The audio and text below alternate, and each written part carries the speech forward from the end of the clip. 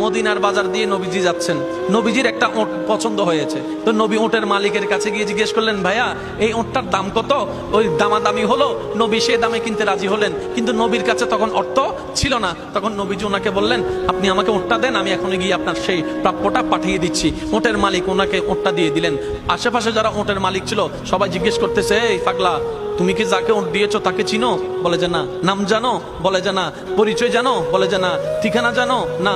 তো তুমি যে ওটটা দিয়ে দিলা, উনি যদি ওটার টাকাটা না ফাটায় তখন তো তুমি লসের মধ্যে চলে যাবা। সে ওটের মালিক বলে, এত সুন্দর নুরানি চেহারাওয়ালা কখনো বাটপার হতে পারে না, কখনো চিটার হতে পারে না, কখনো মিথ্যুক হতে পারে না। ওনার চেহারা দেখেই তো আমি ওট বিক্রি করার আগে মনটাই বিক্রি করে দিয়েছি, মনটাই বিক্রি করে দিয়েছি, মনটাই বিক্রি করে দিয়েছি। তোমরা যাই বলো, আমার মন বলে উনি আসবেই আসবে, টাকাটা পাঠাবে পাঠাবে।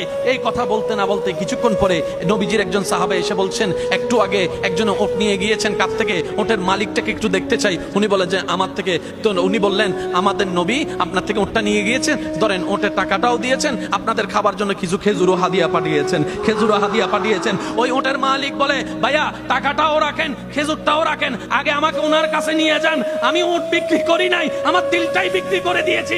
ওনার চেহারা মোবারক দেখে আমার মনটাই পাল্টাই গিয়েছে, আমি কালিমা পড়ে মুসলমান হয়ে যেতে রাজি আছি। সুবহানাল্লাহ।